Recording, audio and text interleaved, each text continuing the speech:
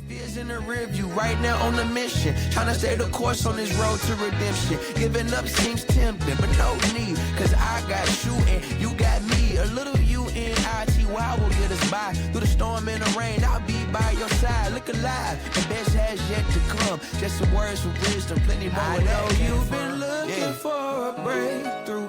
Trying our best to make do. Every day is something new, but change gon' come, oh yes, it's true. Hi, welcome to Redeemed and Restored Podcast. I'm your host, Mike Noland, and I've got my friend Charles Hines on the show. Say what's up, Charles. Hello, everybody. Hey, I met Charles back in, 7 years ago, dude. That was 2017? Yeah. Yeah, 18. Yeah, 18. When I started at the Salvation Army, and when my brother dragged me in there, and not really kicking and screaming, he just didn't tell me the whole truth about the program until we were on our way. Got in there. Yep. Yeah. And I met you because you were the house manager of the program. And the funny thing about it, and why I'm so glad you decided to come on, and I've talked about this in my own testimony, which on previous episodes where I've recorded, when I first got to the Salvation Army, it was on a Wednesday, and it was a chapel night. I had no idea that you couldn't keep your own clothes and all that kind of stuff, man. So I had to go down to that room and pick out stuff. And I had like 5 minutes, and I'm just grabbing stuff, man. Nothing fit. And I've got leaves that are up to here. I cut my chin with my single blade razor, and it was like still bleeding when I walked into the thing. And then they stand up and they make you introduce yourself, or they introduce you. And I'm like, are you freaking kidding me, dude? And that moment I was ready to leave. I was done. And then you chatted with us at a Friday night house meeting. And that was when I decided to stay, man. I heard your story and I was like, all right, that guy seems to have a similar story to mine. And like, I can actually relate to what he's talking about. And it made me stay, man. And then I stayed through the whole thing. A lot of life happened after that, but it was one of those glimmers of hope that just made me stick through it. And it's one of the main reasons why I wanted to start the show, was just to give people opportunities to hear stories of redemption, stories of hope, so that if they're just going through it, man, they've got something to hopefully just keep them taking one more step, man. Keep them moving forward, because that's what it's all about. Yeah. So tell me about where you're at now. Right now, I know you're at a Salvation Army camp, but in life, how you doing? From a sobriety perspective, what are you up to for work? And, what are you doing right now? Yeah. Life is good, man. I can't complain. I always, when people ask me that, I always respond the same way, and it's better than I deserve. Right. Yep. I mean, because I've been given a lot of grace in my life, and a lot of mercy. I didn't get what I truly deserved. And that's either death or prison for life. So anything that happens in life now, really from that perspective, is all Cadillac problems. And I mean, we do have, our challenges for sure, but I am grateful to have them. And right now, sobriety's going well. I'm of service quite a bit. That's what I'm doing this weekend here is being of service. I still am a huge part of the Salvation Army program as far as service work goes, mainly on the musical end. So I continue that, and I continue sponsoring guys through here. As far as work goes, this is the first time in my life after I went through the program of the Salvation Army and recovery, to where my character can match my talent. That's always been a problem with me in my life. It's like my talent got me into positions my character could not. And that's another thing that I live by, right? So job is good. I've always been able to get everything back. And this time the challenge, and when I thought about it, was it's not that I'm not going to get these things back. I have the talent to do that. The question is how I'm going to keep them.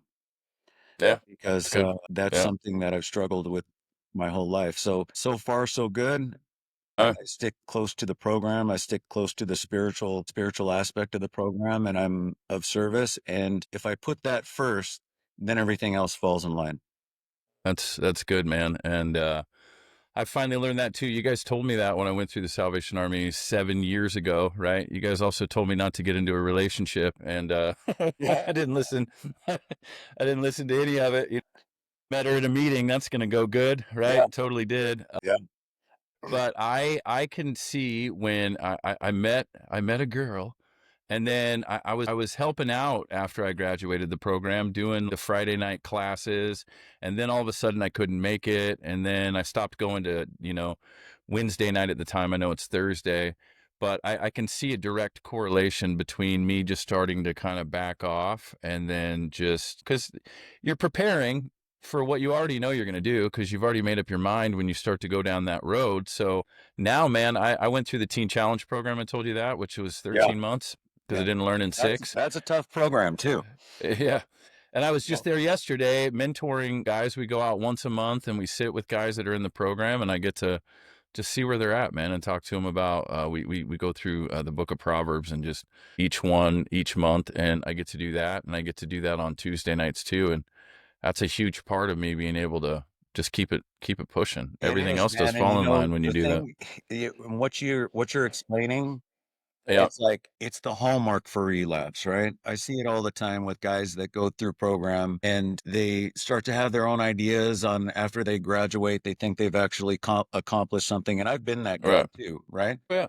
And Yep. then we think, okay, well, we did the work, we graduated the program, now we can do things our way again. And it starts out with just, okay, I can't make it tonight, I'm tired, or my commitment of service. What we do is we get complacent. And what I've really made the decision this time through is that how can I get complacent with a disease that is proven to take me Right. down every single time? Every single time. Every time. Yep. So Yeah.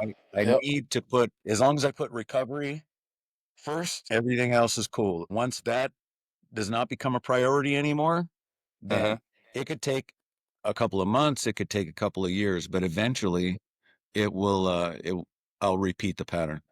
Yeah. It'll get you.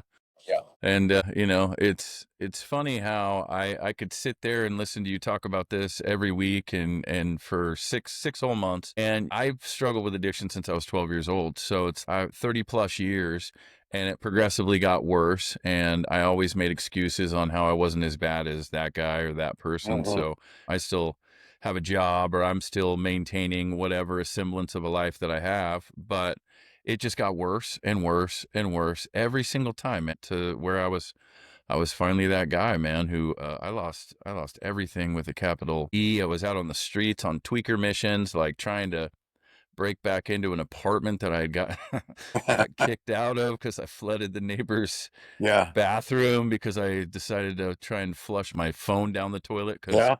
I thought I was wanted by the cops, man. So I don't know. It's funny how I can hear all that and I agreed with it, but then yeah, I got to a certain point and I'm like, yeah, no, I'm good. I've got this thing figured out. I've been sober for 6 whole months, and I'm good now. So I'm just gonna Well, go you see ahead that and that brings up a real interesting point, and part of my experience is that I've been in and out of rehabs for years on my adult uh, life and struggled with addiction. I started using when I was 14 years old. The issue is, and I think this is across the board, is that information alone doesn't keep you sober.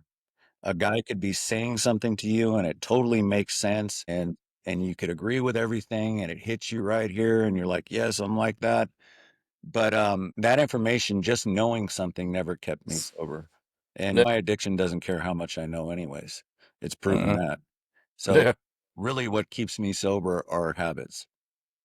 So I develop new habits and I stick with those, and that's what helps keep uh, me sober.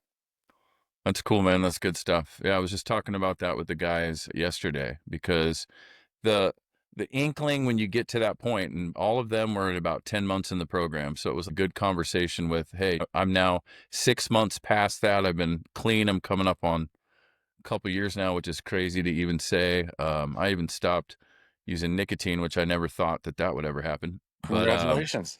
Yeah. hey, thanks. That was harder to quit than heroin, man. Yeah. Uh, seriously. Yeah. But I talked to them about they just want to rush it. They're all like, "Man, what am I going to do? What am I going to do?" I'm like, "You don't have to even think about that for 3 more months." And in most programs like the Salvation Army or Teen Challenge, there's an option for you to stick around for a little bit after that and at least kind of figure it out. But I've noticed that when I rush things, man, when I just like try to put it all back together, try to shove that square peg into a round hole, that's when I really get into a lot of trouble real quick. Right on, man. Absolutely. For sure. And what Yep. we really have to understand that that is the disease. That is the disease in action. See, the disease is Yep. always in action. The using part is just the result of the disease winning. You know what I mean? It's constantly at work. So it's a disease of the mind, and constantly tricks us into thinking that we can handle something or we should take control over something. That's why the program talks so much about letting go and let God, life on Yep. life's terms. You know, all these cliche phrases, they actually mean something. And Yep. For that sure. we don't, unfortunately, no matter how smart we are and how much things make sense, it Hmm. doesn't really settle in until we experience it ourselves. Yep. That's true, man. You gotta figure it out on your own. And I've seen people, they do a shorter restoration when you've completed Teen Challenge and graduated it. You can come back for 4 to 6 months and kind of get back together because you've already been through it. And I saw guys do 3 restorations in the entire time that I was in the program. Man, they would get done, go get high, and then 2 days later they were back. And it's like, dude, but it took 2, 3, 4 times for some people, and now a lot of them are doing really well. But it takes what it takes, man. So, yep, It doesn't. Like I said, I've been in and out of rehabs my whole adult life, so it took more than 2 or 3 times for me until, and I think what you were talking about coming to the Salvation Army and wearing clothes that don't fit, and having to do things and be told to do things that you didn't wanna do, and having to be embarrassed by standing up and introducing yourself in front of a chapel. Looking yep, back on these things, all those things were specifically designed to humble us. absolutely, Right? yeah, Because that's once it. we do those things, they're actually humiliating experiences, which in turn humble us. It's either be humble or be humiliated. Either way, you're gonna get Yeah, on your knees because this yeah, man. disease will put you on your knees. Absolutely. And one of my favorite Bible verses is James 4:6, and it says that God opposes the proud but gives grace to the humble. And so it's when you're prideful and I'm like, I can figure this out. I got this. I remember when I'd gotten booted out of my apartment. There I am, man, in out on the streets. Just it's May in Seattle, but it was one of those Mays where it was sideways rain still, 37 degrees, getting close to freezing at night where you almost wish it would and it would snow. But so I'm just soaked to the core, and I'm out there trying to devise some sort of a plan to where I can put all this back together. My car got repoed 3 weeks prior. I mean, it's all falling apart. Unemployment just ran out, and it's getting so bad. I could have called my brother, right, Daniel, and I knew his number, still do, because he's always seems to be the one that I call when things get really bad, or my dad, right, at the time he Yeah. was still alive, Mhm. and I didn't. I refused until like it just got so bad where I was finally like, all right. But the humbling part, yeah, for me, walking into Teen Challenge as a 43-year-old adult and filling out paperwork for a Absolutely. program that's called Teen Challenge. Yep. And we'd be at all these outreach events and they're like, oh, you guys work with teens? And it's like, no, no, we don't. We Yeah. don't work with teens. It's me. I haven't figured it out. Well, we've been chatting already for a minute, but Yeah. let's jump into your testimony, bro, because I know it's really powerful. And I think it could help a lot of people out there if they kind of heard you walk through it. So I guess just jump back into when you were a kid, man, how you grew up. What was life like? Was God in your home? Were you raised in church? Was it not like that at all? Just kind of go through your childhood up until the point where you really see where you got to the point where you said about 14 when you started using Yeah. drugs and maybe Yeah. addiction became a problem. Well, the thing is that in my family anyways, alcoholism and drug addiction are a family curse. And I look back at it now, and I look back at myself as a child right now. And even though I swore I would never be like my dad, who was a heroin addict, never Right. be like my mom, who was an alcoholic and pill addict, I kind of ended up like them without my permission. And when I look back at it, I hated it so much. But when I look back at it as a small child from an adult's perspective now, and having children, understanding the dynamic, I never had a chance. I really Yeah. didn't. Right. Because I was born into it, and my dad wasn't around. My mom, I remember moving around a lot. There was never any stability. We were poor. She had boyfriend after boyfriend, would leave us at home. I had siblings, so I was the oldest. So I started having to take care of them because nobody else would. And I remember feeling hugely resentful about this. And there was a couple of memories in my life early on that that really stuck with me throughout my life. And one was when I was about 5 years old. I remember being rushed to the hospital because my mom and my uncle were, my house was a spot. Even back then, it was just everybody was there drinking, using drugs, stuff like that. Even when I didn't understand it, it was kind of just a normal thing that happened. And I remember being rushed to the hospital and hearing my mom and uncle talk about how they thought I had eaten their bag of drugs as people, right? Man, Yeah, yeah, that's a traumatic experience. it was totally. And Yeah. that's just one of a number of traumatic things that have happened early on in my life. But yeah, I was hugely unstable, poor, couldn't count on anything, moved around a lot of different schools. I just remember the religious aspect. Yes, there was a religious aspect to my early childhood, mostly from my grandma. And I would go stay with her once in a while. And that's the only stability I ever knew. So I kind of liked going there because we had food, we had a nice place to sleep. There wasn't all kinds of chaotic, unpredictable things happening. I remember seeing my mom beaten while she was pregnant, just super, super traumatic things. And so I went there, but she was a little too religious, like fire and brimstone kind of thing. So it left Yeah. a bad taste in my mouth because some of the religious people that I knew back then were the most hateful and judgmental people I've ever met. And if Right. you didn't think like them and act like them or buy into what they were selling, then you were just ostracized. It was like Man. that's it. So Yep. that was my experience with that as a child. Now, fast forward, the childhood was completely traumatic and unstable. And there's a lot of different things that had happened.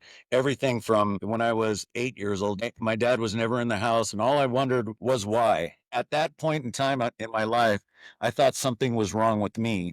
I knew he was an addict, but I didn't really understand what that meant.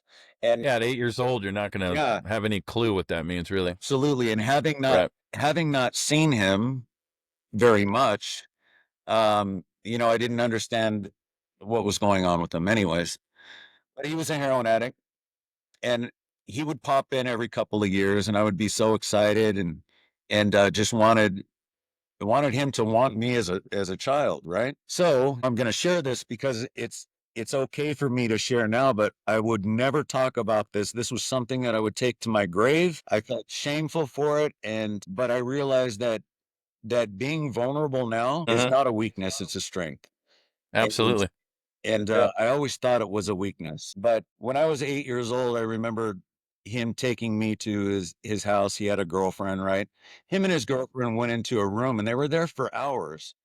And Hmm. finally, I just knocked on the door. What are you guys doing? Oh, come on in. And so I go in the room. His girlfriend's naked on the bed, and my dad tells me to come up on the bed and basically makes me have sex with her at 8 years At old. 8? Yeah. Oh, I dang, man. remember feeling just so uncomfortable. And all I wanted to do Whew. was get out of there, Yeah. but I didn't really know where to go, number one. And I wanted his acceptance so much that I was willing to basically do whatever he told me to do, even if that was, and for him, it was like, oh, I'm teaching my son how to have sex. I'm teaching him how to Man. be with a woman. And it was a play by play thing. It was super shameful and uncomfortable. And after that Ah, event, I just felt so violated. Like I absolutely. had done something that went against anything good I had ever known. They talk about trauma, and I do believe that trauma is at the base of this disease. And trauma is different for everybody, right? For me, it was pretty extreme.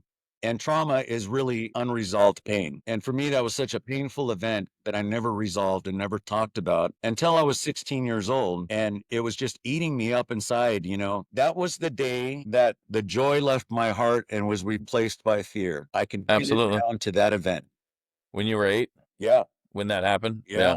Yeah. I remember feeling joyful as a kid, and I do believe that we are born with a spirit of joy. We're not born with a spirit of fear, right? Absolutely. Yep. All those fears are psychological, and we learn them as we grow up. But I remember just not feeling the same after that event. And then fear entered my soul and my heart, and I was running ever since. And I remember I was very dysfunctional as a teenager because of these things.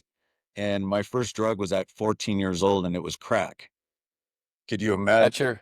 your that's your opener? Yeah. And it was given to Oh, me by my uncle. yeah. Thanks, Unc. Yeah.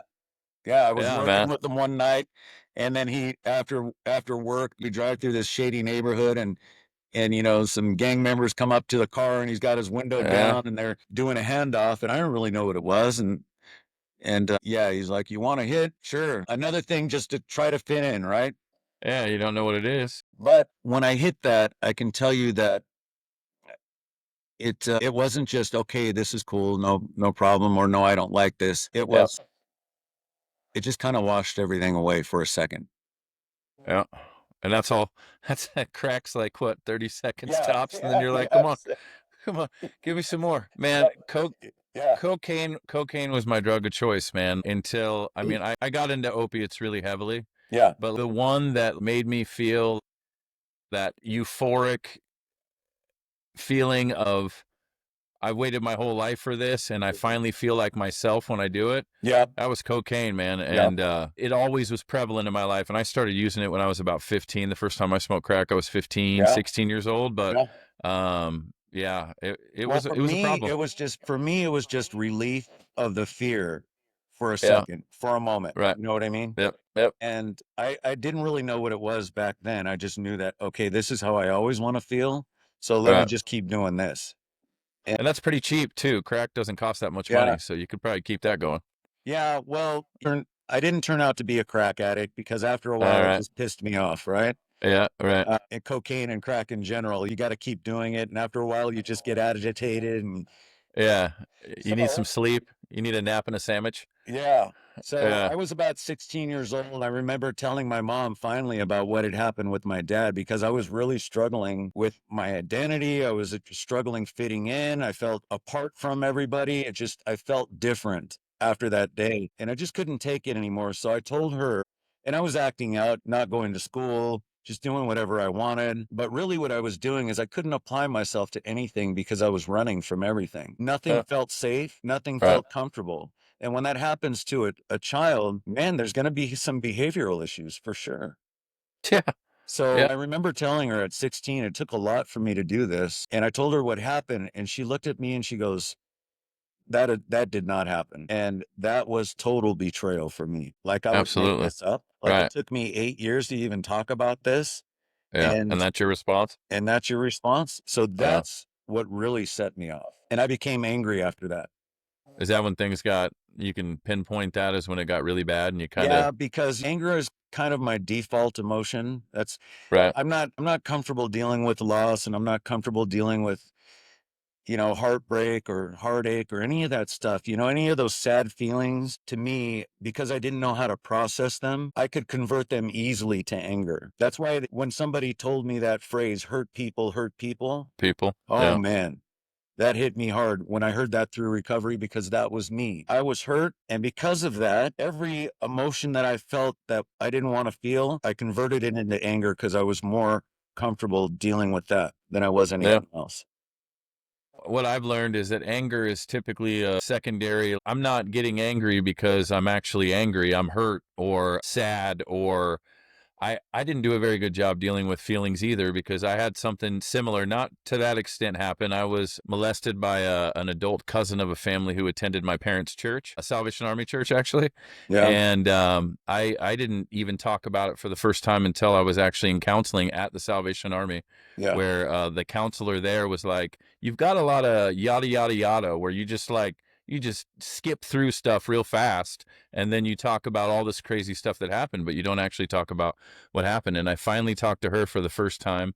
And since then I've dealt with a lot of this with some more counseling and actually like opening up and talking about it. But the fact that you had the guts to talk to your mom at 16, I couldn't even figure out a way to tell my parents, hey, by the way, this happened, and it happened with somebody who attends your church. And I could never really figure out how to tell them that it happened. It was a pretty Yeah. traumatic experience at about the age of 9, and I buried it so deep that I used for a pretty significant period of time just because I didn't want to feel stuff.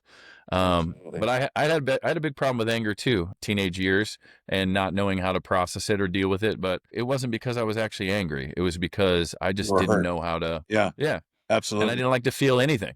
I didn't like to feel anything. So Well, anger for was an me easy way to at just get it out. 16, at 16, that was another traumatic event because um, the torment of being in my own skin was greater than the shame or guilt that I felt about that event. So I got up the nerve to tell my mom, but her response was something I was not expecting at all. It threw Right. me into left field as far as what I expected her to be compassionate, understanding, supportive, but nope, she called me a liar. And from that point on, it just made my feelings of worthlessness, disconnection, being alone, even worse. I mean, and at 16, I got really bad. And I think it was at 17, I remember having a headache and I knew my mom had pills. I said, I have a headache, give me a pill. And I think it was a Vicodin or something like that. She gave it to me. When I took that pill, it washed away everything. I mean, that was the one. I mean, I That was forgot it. about cocaine. I forgot about crack or any of those other things. That was the one. And that's when my addiction really took off. Yeah. And so you were what, 16 at that point? That was after 17, I think, around. 17. Okay. Yeah. Then what happened after that? Did you end up graduating high school and doing that whole thing, or No, actually, I um dropped out of high school when I was like right after my freshman year yeah, because my mom didn't care if I went to school or not. yeah. So I just didn't go. I didn't feel like going. I didn't feel like I fit in. Um, it was really uncomfortable for me. It was smart and I wanted to learn things, but I didn't want to go. So I didn't. Through I don't know how I got as smart as I did. I guess I paid attention into when I was actually in school. But I had to go back and get my GED like years later. But I okay. started working right away. So the only thing that saved me through because my addiction really didn't have start having consequences until about 28.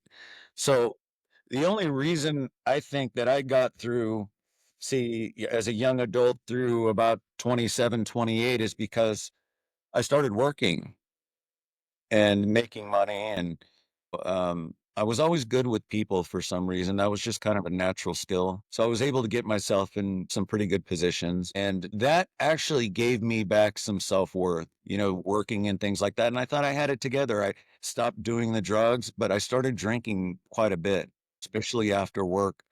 Having a couple of beers was just the normal thing to do, and not realizing that I had this disease at all because it really hadn't manifested itself. Uh, Yeah. and I was like you, right? When somebody would tell me that, and people did tell me throughout the years, hey, you might have a problem, or yeah, you definitely got a problem. I would look at the alcoholic and start comparing myself with him. No, Yep. I'm not that dude. You know what I mean? Right. Yeah. I've always felt indifferent to everybody Yeah. else. So Yeah. yeah, it kind of kept me without hitting some low points, but working, and I experienced the most stability I have ever in my life. I met my first wife when I was 18 years old. She's something that really put some stability and something that I could count on for the first thing in my life. So from the period from 18 to 27, it was fairly stable, although I would have periods of relapse on Right. drugs, but they weren't Okay. all consuming. Okay. It was a little bit more stable. Yeah. Okay. Yeah, man. That was one of my biggest problems was I was successful at a young age Yeah. and I made good money and I had a place to live and all that. And the same thing, I would come home and I would drink as soon as I would walk through the door. One job that I had, my boss would be like, "Hey, you want to go to the bar at like 3?" And so I was drinking at, 3 in the afternoon till 5 when we were supposed to be off. And then I would head home and drink pretty much right away. I didn't see it as a problem though, Yeah. because I got a DUI when I was 23, but it got dropped to a negligent driving. And then there was no other serious things that really happened until about 10 years later. My boss sat me down, and I guess it was obvious to other people. And he said, Mike, you got a drinking problem? And I was like, nah, what are you talking about? And he's like, okay, I'm just checking on you. I'm just worried that maybe you might have a problem. We went out to dinner the other night and you couldn't even get through the dinner without having 2 or 3 drinks while we're sitting there. And I'm like, oh yeah, no. And you're just kind of stumbling over your words. And then a week later, I get arrested, drunk and on pills. And I can't call into work because I don't have anybody's number and I'm a disaster. And I get released on my own recognizance the next day. All the charges got dropped. But Yeah. then I've got to tell him, yeah, I guess I do have a problem. Yeah. But then I skirted through that like I did everything else. I went to a couple counseling sessions and got some people to sign off on some stuff, and still was drinking, and just did what I had to do to make sure that nothing got too out of control. It wasn't Yeah. until I was about 38 when my marriage was coming to an end and I was wanted in another state for Yeah. felony theft that I realized that maybe I needed to listen to my brother and go get some help. But Absolutely. Yeah. so you said your first wife. So you guys were married. How long were you married? Well, we were together from 18 to 31. So 11 years. Yeah. We got married when I was about, I don't know, we were married for like 3 or 4 years, and then, we divorced. So Okay. yeah, but that's when my addiction really, really just went to another level, because at first it was like she provided that stability that I never had in my life, and my life was Right. going pretty smooth, and the reliability and all that things that I've never experienced before. Yeah. Um, for some reason, well, and it talks about this in the book, and I can really relate to it now, is that for me, when I used and drank, I life, right? So the things that I was supposed to learn in life that were supposed to teach me emotional intelligence, I was pretty intelligent with my brain, and that's what got me through a lot of things. But emotional intelligence, responsibility, all that stuff, man, I had no clue, no clue. So I started using pretty heavily at 14. And even before then, I was escaping a lot of things in life due to fear through other channels. Um, I was still mentally or emotionally anyways, a 14-year-old. So whenever the stress got too much, I would want to release. So I look at it now, and my daughter was born when I was 28. I had my wisdom teeth pulled when I was 27. Okay. That's what triggered my addiction to opiates, because even though I tried them before, they were too hard to get back then. So it was just like, yeah, and I wasn't really willing to do heroin at that point. So I remember going into the doctor, having my wisdom teeth pulled. He gives me a prescription, and I start taking them, and it's just like, okay, yep, this is it. Yeah. This is how I gotta feel all the time. Right. And from that point on, I was just chasing them. And first it began with just, you only need maybe a few prescriptions a month in the beginning. So it's You easy can to give them that. maintain, right? But then your tolerance grows, and now I'm doc shopping, and I'm using all these different resources to try to get pills, mostly through emergency rooms and doc shopping. And it turns into a desperation to where I have to have them. There's just nothing in my life is more important than this. And if I don't have this, then there's nothing else I can do. So my daughter was born when I was 28, and I was in the depths of that trap. And the responsibility of her added to that, all the stress. And then I started doing other drugs to, escape. I started getting into the wrong crowds, because now doctor shopping wasn't really a viable option. My tolerance was way too high, and there's not enough pills that they could give me to support this habit. And I was starting to get a reputation, especially around town, even, 86 from certain doctors, and things like that.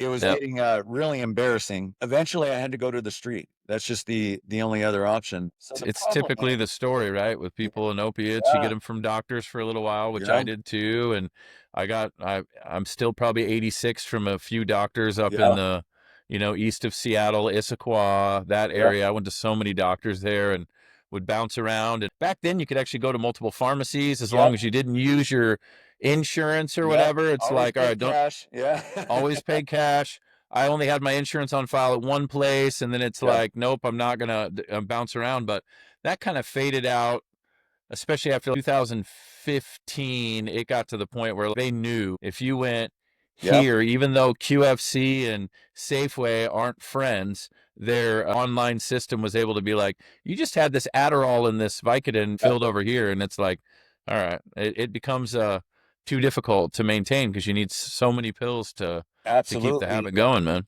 So The thing about addiction too, and when it starts to take hold of you like that, and why it's so hard to recover from, because even when you stop using the drugs, I thought I was a person that had values. You know what I mean? yeah, There's certain things that I wasn't going to do. The problem is addiction it really makes you violate those values over and over again. So when you finally do decide to become sober, man, getting over that guilt and shame of violating your Tough. own personal value system is very difficult to overcome. And when people would come into the program and say, well, I'm not putting a needle in my arm, I'm not a junkie. Well, yet.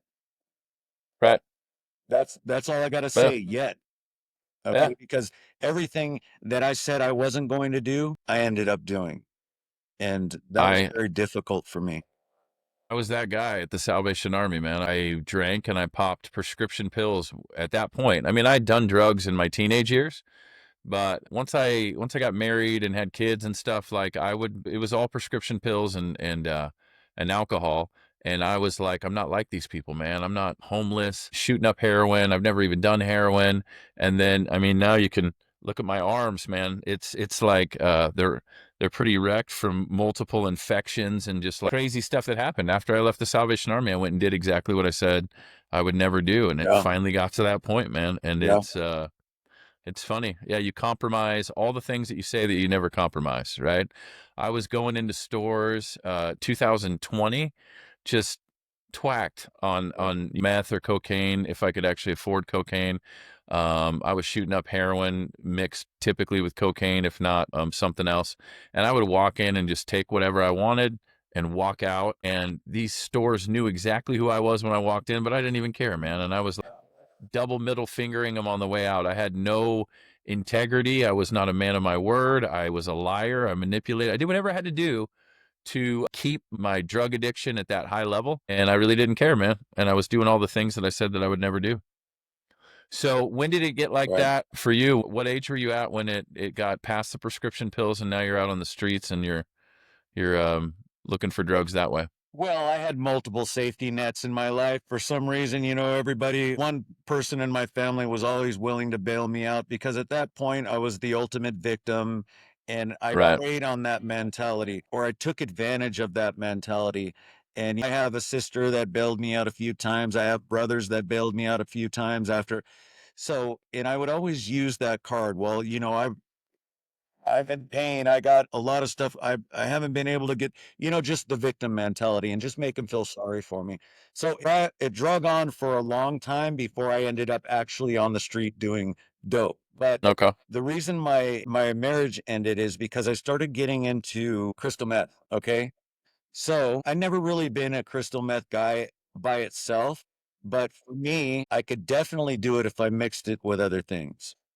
Yep. Okay. That's how So I was too, mixing I opiates could and do uppers. crystal meth, and for the first couple of hours, it was good, right? The problem with me and meth is that after the first couple of hours, it's a nightmare. The first Absolutely. couple of hours when you take that first hit, it's pretty cool. After that, it's an absolute nightmare, right? So I didn't enjoy the psychosis and all the other things that came with it, tweakiness. I never really enjoyed that. But that boost for the first couple of hours worked. Oh, yeah.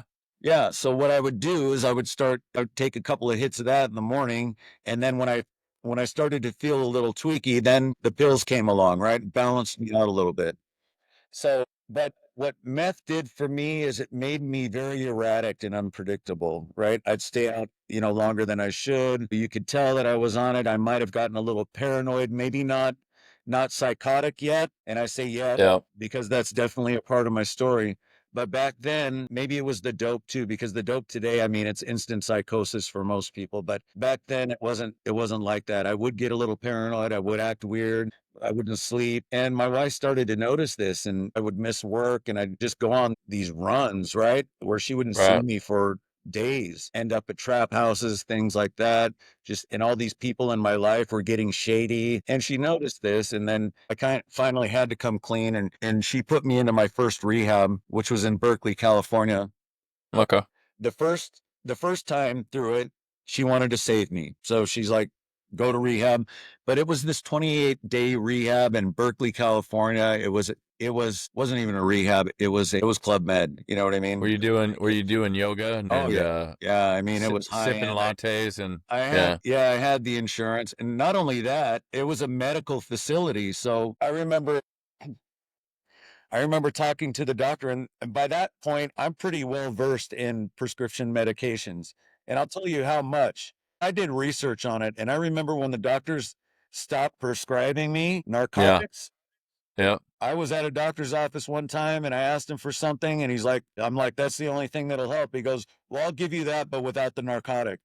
And I'm like, I got pissed off. He walked out of the room. I stole his prescription pad. Yep. Yeah. And I started writing Yeah. scripts for myself.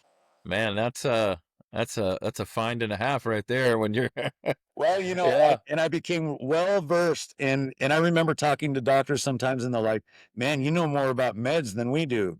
Yeah, That's man, because you're I writing did my yourself research. every type of prescription in different handwriting. You're writing in left-handed Absolutely. and right-handed and all the Well, little code words that they have on there. Yeah. yeah, I learned it all. Yep. And it actually worked for about 6 months until I wrote too many prescriptions to one pharmacy and they caught wind. And Yeah. that was my first charge, my first Yeah. legal issue. What Yeah, what did they charge you with?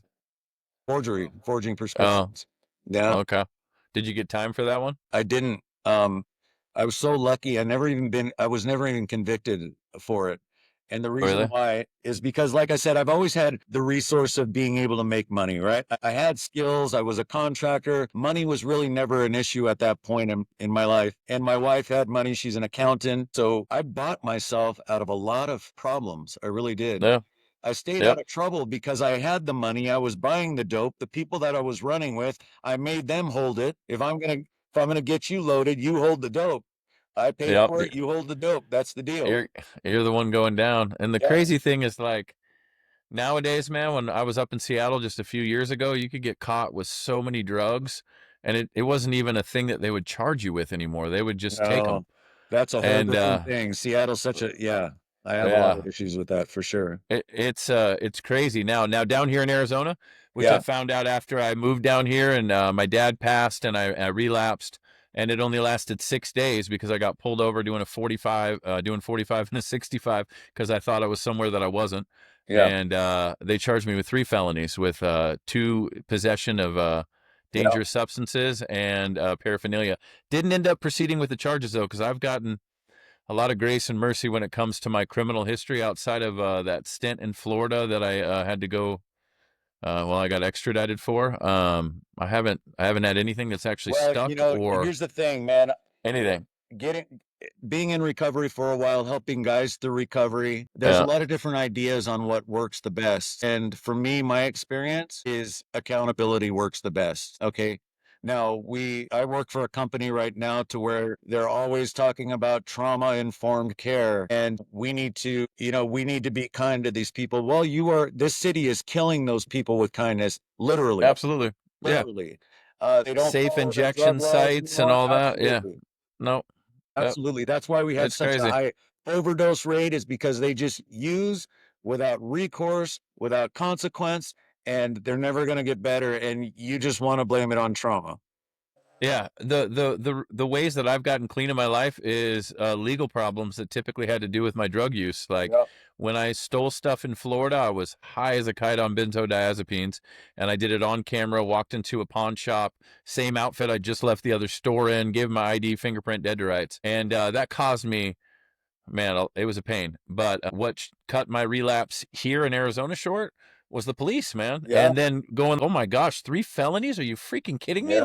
I got to figure this out. I got into an Oxford, man. I got to get clean. I got to show that I'm actually doing the right things. And that's the best thing that can typically happen to somebody. And yeah, it wasn't even a, oh man, I got arrested so many times and let go in Seattle during 2020 because they didn't care if I didn't do anything violent. And that's why I'm like, I can go steal. I evaded the police, right? I literally cut out from a cop at a Walmart.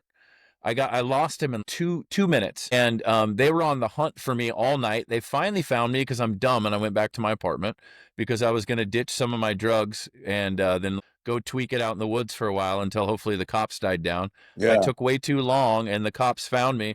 Anyways, they ended up having to. I when I walked out the door, the cops were coming up the stairs like this, and so I dove back into my apartment. I hid inside my apartment for 4 hours, let them break the door down. They dragged me out of my apartment. I got charged with attempted evading and petty theft. And 2 days later, I was out of jail. They dropped the charges, and nothing happened, man. All that happened there is I think I lost a phone and Yeah. maybe my keys. But It was And that's why really Seattle has the problems that it has right now is because of those liberal absolutely, policies. man. But I can tell you that where I was getting on that is that that was my first time to where I remember talking to the police officer when they found out it was me. And I asked him, am I going to do time for this? He said, absolutely. That's the And forgery. it scared me so bad. Yeah, but not just forging. It, it was forgery, but I was forging for narcotics. So it was a whole different level, right? All right. Than Yep. just regular forgery. So, anyways, so I hired a lawyer immediately. It cost me 10 grand. And at the time, that was a lot. But he got me off on a diversion program. Yeah. Yeah. And Okay. back then, they had drug diversion programs where, if you agree to go to a meeting and pee in a cup, randomly, Yep. then Yep. eventually the charges will be dropped. So I struggled getting through that diversion program because my addiction was completely taken on hold and I couldn't stop. At this point, my addiction was so bad that not even a consequence would stop me. There had to be a hard barrier in the way, like going to jail was probably the only thing that would stop me for any period of time. But I remember going into that first rehab and talking to the doctor, and he's like, "Well, man, you are taking a lot of opiates. I'm surprised you're even able to function. How are we going to get you off of this? I don't see." And this was before Suboxone. This was Right. before all those things. How are we going to wean you down from what you're taking? And I said, well, I remember when I went in to have a surgery, after my surgery, they gave me fentanyl patches, right? For No way. recovery. And I never been so higher in my life than off those fentanyl patches. So I told the doctor this. I said, hey, Yeah. if you put me on a fentanyl patch and then just decrease the dose every 2 weeks, I think that'll work. He's like, oh, I hadn't never thought about that. And that's what he did. So Wow. the whole time This is the doctor at the at the rehab rehab, yeah, put you on fentanyl? yeah, and That's pretty funny. put me on uh 2 Xanax bars a day. Yeah, because I told Wow, him my anxiety level is way too high. And put on a man. good act, right? That was one of the worst addictions I ever had was Yeah, benzodiazepines, yeah, man. They were brutal. Yeah. yeah. Okay. So I was higher in my first rehab than I had ever been on the street because I was on fentanyl and Xanax and high That doses i- of both, that all is being prescribed. Yeah, that's pretty funny.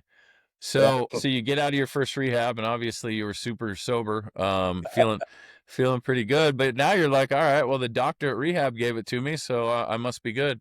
Well, Um yeah, how how did it progress to finally, I know you eventually ended up in the Salvation Army. I can't remember which one you went through, one in yeah. the LA area, I Uh, think. Well, How did anyway, that we don't have to go step by step on that. It's the natural progression of things. When you can't keep getting what you were getting through sources, you go through different sources. Eventually, it ended up shooting heroin on the street and doing whatever I had to do, hustling whatever I had to hustle to make sure that I stayed well, and that lasted a good amount of years. And So you wound up on the street doing heroin, homeless, the whole nine. It I was wasn't really like, homeless a lot. There were periods of time that I was. After me and my first wife got divorced, I got into another relationship. The same woman I'm with today, and man, she's been a trooper, bro. She stayed with me through it, and she's very solid. College degree, just always carried me through these things right, and seen me through multiple rehabs. And I had 3 sons with her. She just never really gave up on me, right? But there were a few times within the 20 years that we had been together to where my addiction got real bad and she'd have to go move in with her mom. And with 3 kids, that was just the last time she was just, I can't do this anymore. So that's when I ended up homeless. When I lost her support, the last time I did it, and she had to move in with her parents with 3 kids. right. And you're not moving in there because, yep, No, because yeah, no. that's not happening. I mean, they Been there, actually let me at right? one time, but I was so messed up and it was obvious that it just didn't work out, right? Didn't work out. Okay. No. Well, I Well, mean, that's cool that you've got a woman who stuck by you, man, because I finally have one of those now too, and she's already stuck with me through a couple of relapses and showing up every Sunday to visit me, man, and just walking through the whole thing with me, forgiving me when I didn't deserve it. yeah, And it's actually helped me a lot through this period, and having support like that has been huge, man. So it is. It is for sure. yeah, that's So cool. basically that happened 2016. The kids were 7, 8 years old. And it was super embarrassing for Mariah. Yeah. And my only option, I was on the streets for a while. My only option was my sister in LA. And she was willing to, fly me down and stay at her house. So I took that option because it was the only thing that was available. It's the only bridge I hadn't burned yet. And I remember staying with her, and I started drinking a lot. That was my backup. Alcohol was always my backup. And I just remember staying drunk for a long time. And then, I finally got up enough energy to maybe work a little bit. But, when your mind is just hyper focused on getting high, then that's all you're looking for. You're looking for every opportunity to do that. And even though I didn't know anybody in LA, it didn't take me long to figure out what Yeah. friends I had to make to get the things that I wanted, right? So Yep. that ended up happening fairly quickly. And of course, my behavior got erratic. My sister figured it out, told me to leave. Now I'm homeless in LA and I don't know anybody. Right. I don't Yep. know any resources, anything. So this is the gift of desperation they talk about. Yeah. Right. At Yeah. that point, I'm staying in a park, lost, just the farthest down I've ever been. And I thought Were I'd you hit bottom. MacArthur Park? Yeah, yeah, Was it? yeah, yeah, Yeah. right in that Yeah. area. Yeah, Yeah. Right by the DES office where you get your yep, food yep. stamps there in LA. Yep. Mhm. I'm familiar. Yep. Yeah, and it was a harsh environment, right in the middle of gang territory. Absolutely. It was, yeah, it Yeah. was super, super crazy. But Yeah. I remember out of desperation, I go into, I think it was the DESC office or whatever it was, DSHS. Yeah. Whatever And they call it. talked with a counselor there. She set me up with the case manager to try to get me into treatment. And I'm on the street. I'm still loaded, tweaked out of my brain. It's crazy, psychotic. I'm seeing things. I think the police are after me and the feds are after me. And I just look, if you wanted to be around me, it was gonna cost you something. It was just that's how bad I was. And I remember this case manager, she was trying so hard to get me into a program. She would call me, and the problem is that the only free programs are usually religious based. Everything else is Absolutely. going to charge. So I remember her calling me a couple times. Yeah, I got this rehab for you. It's spiritually based. And I'd be like, absolutely not doing that. I'd rather stay on the street. Please don't bring that up again because it's going to be no every time. I don't care how desperate I am, how much in bad. I would rather die on the street. I remember telling her that. I would rather die on the street than go into a spiritually based program. Yep. Then one day she calls me, and at this point, I'm super desperate. I've run out of money. I made the last few $100s stretch out as much as possible. And in LA, there's not a lot of resources. So I found that out. At least back then, there wasn't. But she calls me and says, hey, there's this program. It's in San Bernardino. That's 6-month, inpatient work therapy program. Everything she said about it sounded good. And she's like, we can pick you up tomorrow. I got you a bed. Um, I had to put in a word, I had to put my word on the line for you, but I really believe that this is for you. And she built it up and sold it to me. And she's like, we'll pick you up in the morning and we'll take you out to San Bernardino, which is about an hour and a half away of LA. I said, okay, sounds good. I'll do it. So I stopped using and drinking. Well, she said, well, you got to pee clean. And I was still loaded. And I said, well, it's going to take 3 days. And she said, okay, well, can you do it on your own? I said, well, yeah, if it means going into this program. So I literally stopped using that night because I knew it was kind of life or death for me. And so I stopped using on my own and with the agreement that I was going to go into this program. So they picked me up 3 days later. They drive me an hour and a half away and they drop me off at the front doorstep and take off. And they didn't get in till 8. They open the doors. I walk in and there's a big picture of Jesus right in the office, right? Big cross and a big picture of Jesus right in the office. I didn't know anything about the Salvation Army before then, right? I'd never really put together what salvation meant. Right. So Yeah. I just thought I didn't even know it was a church. I thought it was social services, things like that. Right. Kettles and Christmas Yeah, time yeah, and yeah. Dallas Cowboys games and stuff like Man, that. I Yep. saw that and my jaw dropped and I'm like, I can't believe this is happening right now. She tricked me to getting in here. And now you're in San Bernardino, so Yeah, you're like, there's you're nowhere to go. stuck. So I'm like, I guess I got to give it a shot. And the people that I met right in the office, they were so nice and welcoming that it just made it a little bit more palatable. And I just decided to give it a shot. And after a couple of weeks of seeing the fellowship, the spirituality, the brotherhood, the messages, I just kind of bought into maybe there's things that maybe I don't know everything. And maybe I should open my eyes up to, different perspectives and different beliefs and different worlds, and let go of my biases. It's my biases and my thinking that had got me to this point. So what do I have to do, and what do I have to let go of, and what do I have to have some faith in to be able to change that? And that came to me fairly quickly. I still wasn't down with the religious part for a while. And I'm still not Uh-huh. down with religious people or doctrine or things like that. It still makes me uncomfortable. But I Okay. am down with the principles, and I am down with, I know that there's a bigger purpose, and I've read the Bible back to front,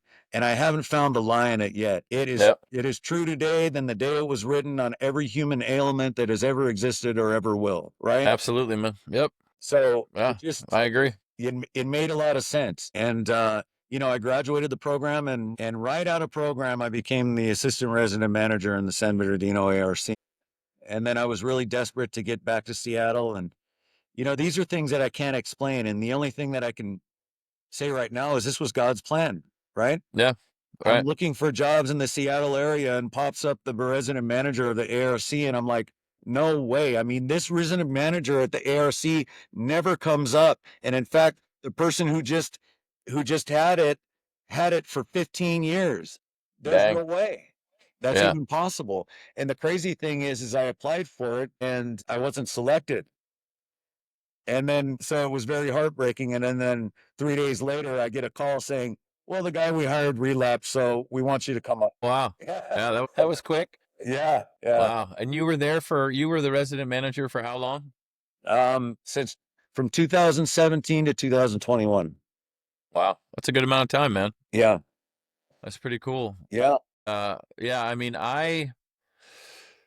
we've been chatting for an hour, so we'll probably wrap it up here, like at that point, because I think that's good. And anything else you want to add, you can. But at the end of every episode, I give people an opportunity to meet Jesus and find salvation. And I think that your story is one where you were super resistant to it. And even if you don't buy into all of it, because I don't buy into all of it either, ultimately, everything that I've read in the Bible is true. Everything that even for a long time, it's always logically made sense to me. If you compare it to any other religion and what they try to tell you, I'm like, nah, this makes the most sense. But for me, man, it finally took a radical encounter with Christ, and it was when I was in the Teen Challenge program pretty early on, and I haven't been the same since. I haven't. I Yeah. don't think about using drugs, man, and I can tell the difference from before it happened to now, like the way that I think. 2 Corinthians 5:17 says, "Therefore, if anyone is in Christ, they're a new creation. The old is gone, the new is here."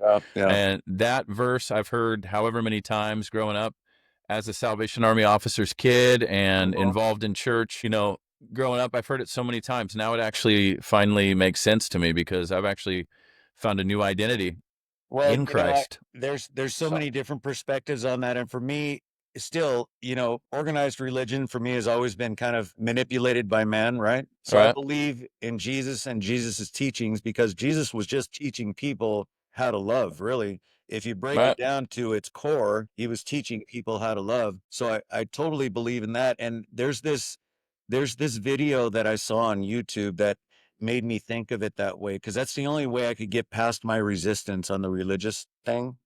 yeah, And it was a guy talking about how he hated religion but loves Jesus, right? okay, yeah, And he just explained it so well. You got to watch it one of these days, because it's just so crazy on how he talks about it. But it's like with religion, at the end he says, religion says do, Jesus says done. right. That's good. Right. And that Yeah, stuck with me, because with organized religion, it's always, you got to do something in order to be accepted. You got to live a certain way. You got to believe a certain way, talk a certain way, act a certain way. And that's just not what it's about. What it's about is getting to the core of your soul and the forgiveness and becoming something that you were always designed to become, and being a part of that plan and believing in love. So a lot of times when people brought up the word God early on, for me, I just uh-huh, replaced it with the word love. And that made sense to me. But now, after being of service to the Salvation Army for years, right. um, it's it's Jesus for me. It really is. That's good, man. Wow, that's awesome. Man, what you said was good because I finally now understand what grace is and what mercy is, and it finally makes sense to me. And I was, even though I'd heard about God's grace and what Jesus had done on the cross and all that stuff, I still was in this works based faith where I felt like I had to check these things off a list in order to be good. Or if I don't do this, then I'm just going to fall off a cliff and I'm going to relapse. If I don't go to this meeting, go to this Bible study, read this, it became the opposite. It became very legalistic for me, and I was just trying to make sure that I did all the things that I thought would keep me on track. And now I finally understand what grace is and that I am truly forgiven. And it doesn't give me the license to just go out and do whatever I want because I can just come back and be forgiven. It's actually done the opposite. It's made me Yeah. want to turn around and give back to other people and show the love of Christ that I've been shown to others and make people realize that change is completely possible. And when you put your faith and you put your hope in the person that is Jesus Christ, who was 100% God, 100% man, and came down to earth, died for our sins, rose again, and all the things that he did. And in Romans 10:9, it says that if all you really have to do is that if you confess with your mouth that Jesus is Lord and believe in your heart that God raised him from the dead, you'll be saved. And it's as simplistic as that. But what made me actually finally realize that Jesus could be who he said he is in the Bible and who I've been told my whole life was people. Yeah. People loving me. My wife now, like I epically screwed up, man. And she knew that I had struggled with addiction, but she's never used drugs, doesn't drink.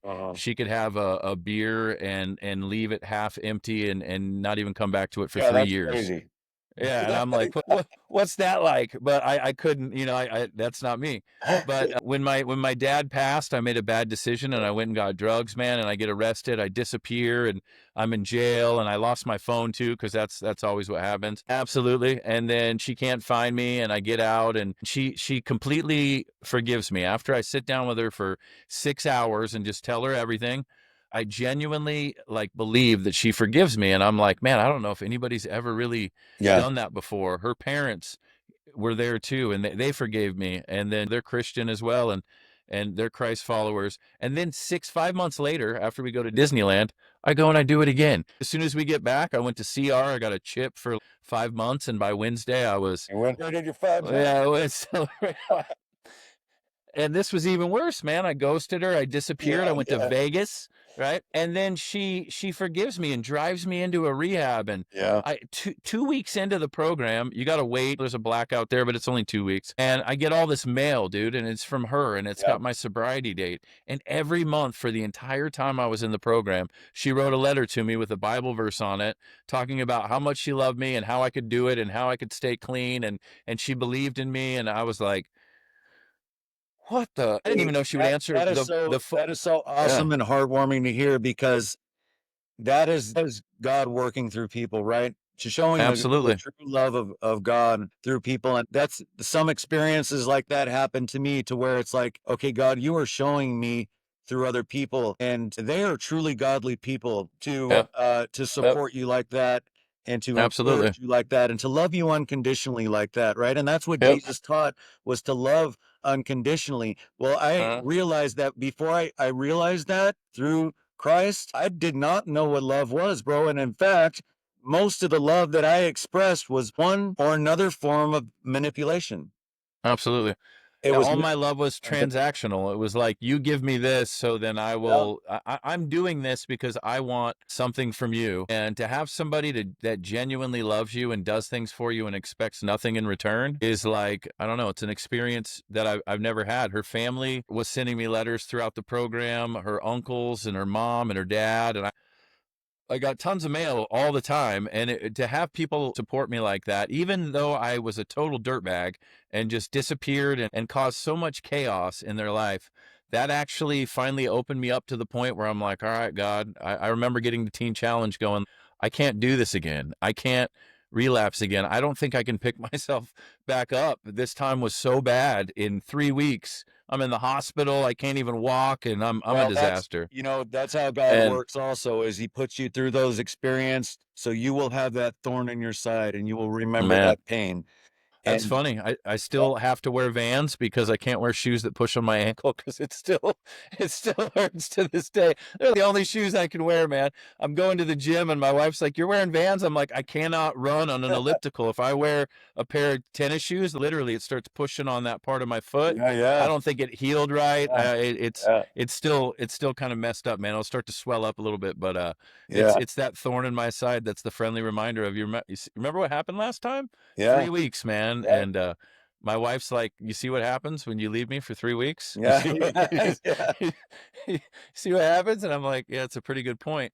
yeah, But the experience with her family and her is what made me finally go, "All right, God, like I had this much hope when I was at Teen Challenge. I'm going to try this again." I'd already tried the Dream Center, left after 4 months. That was when I learned in MacArthur Park because I went straight to the yeah, yeah, DES office to try to get some food stamps and cash and yeah, a phone, and it worked. But I couldn't believe how much they had just absolutely forgiven me, and they still, she makes fun of me every once in a while, like yeah, now and again, right, which I would hope so, but they don't bring it up, man. And I genuinely feel forgiven by my family, by her family. Everybody's just been great, and I finally have all these wonderful people in my life that support me and have shown me what the love of God is really about, man. And absolutely. I believe it's Jesus. I do believe that, if you do what we talked about before with Romans 10:9, and you confess with your mouth that Jesus is Lord and believe that God raised him from the dead, you will be saved. And Absolutely. then, I just pray that anybody that does that gets surrounded by great people that can disciple them and, Man, and it's cool just help them because walk through it, man. what you explained, that whole process with you and your wife and all of that, and your resistance and your fighting and all that, there was a point in time where you just completely surrendered, right? Absolutely, man. Yep. And that's when I think the magic truly happens, is when you completely surrender, when you don't hold on to anything else and you just put total trust in God. And I think that's what he does, right? Like, I don't look at my addiction as a curse anymore. It's a Me neither. blessing, Yeah. because most people go through life, and especially in our society now, and it's fear based. It's not love driven, it's fear driven. And they've lost total connection with God and everything else. And they just live out their lives in a quiet desperation and never realize their true talents, abilities, and die with regrets, right? And I was so afraid of becoming that person. I thought I was destined to become that person because my addiction. I think God works with me this way. He's like, I'm going to make your affliction so brutal that you were going to have Hmm. to come to me, right? Absolutely. Because there's Yep. no other way that I would have, no other Nope. way. Yep. So I think that, the things that I've gone through, I no longer see as a hindrance, and I no longer see as a weakness. I Hmm. see it as it all just a plan to get my Hmm. hard-headed personality to finally surrender to the truth. Yeah. And I think on that note, man, that's that's a great way to end it, because I pray now for people when I hear that people are struggling or maybe they've relapsed. I pray that God brings them to the point that he brought me to, where the only option that they have is to repent. Mhm. Because if God wouldn't have brought me through these ups and downs, which helped me finally understand who he was and his character, and brought people into my life for all of these experiences, I wouldn't be where I am right now. And I love my life right now, man. Yeah. Man, life is so good, and I love the people that I get to be around, the mentors that I have in my life. I love the church we go to. I just love all the different things that I get to do. I love being able to do this and hang out with people and just talk about their story, talk about Jesus, and it's awesome, man. And but it took everything that it took. Yeah. And I am now grateful and thankful for everything that God did. And it's one thing that I try to do too, because it's really easy where when people get clean or they start to read the Bible, and even though they were smoking crack 3 weeks before, all of a sudden they get all high and mighty, and Yeah. their piety gets all big, and they're like, "Well, you shouldn't be doing things like that." And it's Yeah. like, if God would not have been patient with me, if, in Peter it talks about how God's being patient so that more people basically can get saved. And if God wasn't patient with me, I'd be dead and in hell Yeah. for the stuff that I was doing for the last however many years. Yeah. And thank God that his kindness, which is what it is, finally led me to repentance. And I used to throw my arms up and be like, man, this sucks. I'm sorry, God. I could confess with the best of them. Yeah, I was a dirtbag. I did this, and I did this. So I wouldn't forsake it. I wouldn't let it go. I would just confess, put my addiction in my back pocket as soon as things got tough. Yeah. I would take everything back into my hands, forget all really the stuff that I learned. And that's really what you're talking about is you still haven't reached the point of surrender, right? You still want to hold on to some things. yep, And you know, that's the issue with us, is that we have to get really beaten into submission sometimes. And then, absolutely. you know, full surrender only comes possible when on God's timing, and he's got to put you through the things that you need to go through. And if you are a strong person, strong-minded and strong-willed, the more he wants you, but the more pain and the more suffering and Yeah. the more you're going to be brought to your knees, because we're just too Yeah. it just doesn't come as easy. Yeah, for sure. That's No, been my experience. Yeah. that's how I ended up walking down Bothell Everett Highway at 35 degrees in socks and a pair of sweats, covered in mud, drenched, because I'm going to figure this out, you know? And it was just like, no, you're not, dude. It's so bad. And you just like keep pushing and think you can pull it off. But I think that's good, man. Surrender is the key, and you have to you've got to finally be like, because that's what humility is, right? It's saying, I don't know. I don't have the answers. I've tried everything I possibly can with all the knowledge that I have in my head. And I am walking into one of these programs where now I got to do everything that they're telling me to do because I've got nowhere else to go. Yeah. So obviously what I've been doing has not been working. And so, but full surrender, man, that's good. So I think we end on that, bro. I appreciate you taking the time Yeah, to brother. hang out. I'm going to pray. God, we just thank you for this time. God, I thank you for Charles coming on and sharing his story, being open and vulnerable. And God, I just pray that if anybody is listening to this right now that just hasn't fully surrendered, that they are struggling and they're going through it, God, I just pray that the story that Charles shared today about his life will finally make him realize that, hey, maybe it's time to surrender. And I pray that anybody who is in a situation that feels hopeless or helpless, that this provides them hope to keep going. And I pray that you put the right people around them, the right programs around them, so that they can finally get the help that they need and the people in their life to disciple them to truly be able to follow you. And we just thank you for everything that you've done for us, Jesus. And we thank you for your word and your Holy Spirit. And we pray all those things in Jesus' name. Amen. All right, cool. Well, if you had a great time listening to Charles' story, I would love to hear what you thought about it. Just email the show at Redeemed and Restored Podcast. If you decided to make Jesus the Lord of your life, I'd love to hear about that too. Or if you're just struggling and you need help and you need resources, I would love to be able to reach out to people wherever you're at and help you get into a program or get the help that you need. And I just appreciate you coming on again, Charles, man. And I hope people get to hear it that need to hear it, man. And I'm sure God will line that up. Yeah. Thanks for hanging out with me, and thanks for hanging out with us. All right, bro. God bless you. You too, bro. Sure.